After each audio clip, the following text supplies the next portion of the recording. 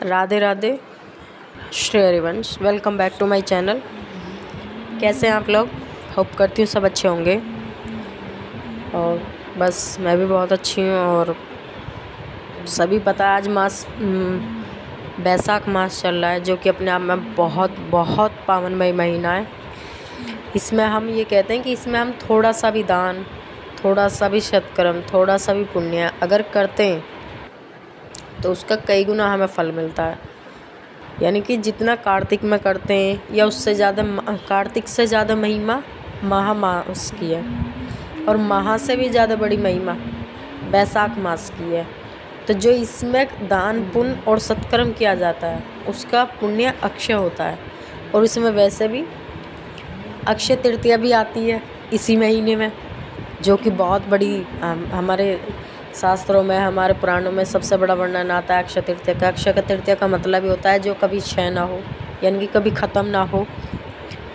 तो और वैसे भी मतलब इस महीने में हम जो भी सत्कर्म करते हैं वो अक्षय फल देने वाला होता है। ज़्यादातर इसमें माना जाता है जैसे जल का दान बहुत महत्व है, जल जितना हो सके जल दान करें। और दूसरी बात, और आज जो हम वीडियो लेकर आए वो ज़्यादातर इस टॉपिक पर लेकर आए कि बैसाख महीने में भगवान की तुलसी महारानी जी से के साथ कैसे पूजा करनी चाहिए। तो बैसाख महीने में हमें भगवान को शंख से स्नान जरूर कराना चाहिए। ये दो बातें हमें विशेष ध्यान रखनी चाहिए। चाहे हमारे घर में लड्डू गोपाल हो, शालिग्राम हो, इनको हमें शालिग्राम भगवान को, इनको हमें शंख में स्नान जरूर कराना चाहिए, शंख से स्नान कराना चाहिए। और तो इस महीने में तुलसी की बहुत भारी महिमा है, और शंख से भगवान को स्नान कराने की भी बहुत बड़ी महिमा है। तो इस महीने में भगवान को शंख से स्नान कराएं, और हो सके तो पंचम चीज़ों से स्नान जरूर कराएं भगवान को, क्योंकि भगवान से पंचम चीज़ों से स्नान कराने का भी इस महीने में बहुत बड़ा महत्व आता है।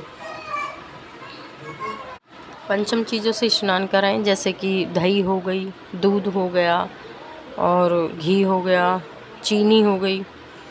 तो वो पंचम चीज़ों से बनता है, तो उसी चीज़ से भगवान को स्नान कराएं शंख में भर के।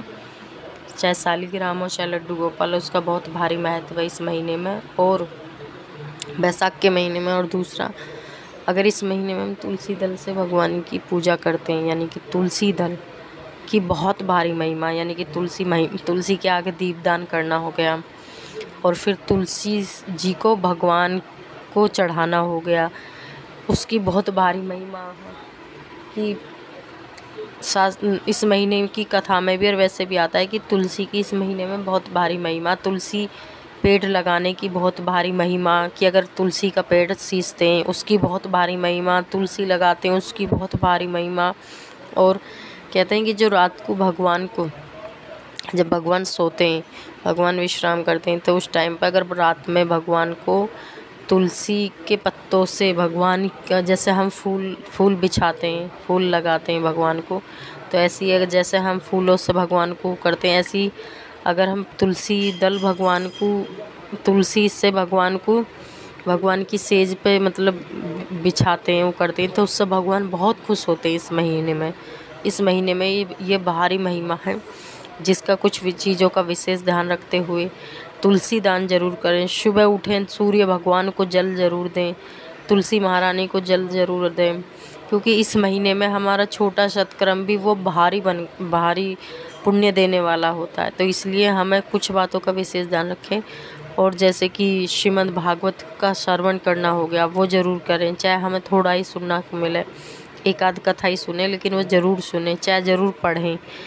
और भगवान के नाम की आप ना भी करते हो, लेकिन एक माला इस महीने में अवश्य करें, क्योंकि इस महीने की बहुत भारी महिमा। और दान की इस महीने में तो बहुत ही भारी महिमा, चाहे पादुकाएँ हो गई, चाहे जल हो गया, चाहे छाछ हो गई, चाहे चंदन हो। तो ये कुछ चीज़ों का दान करें। राधे राधे।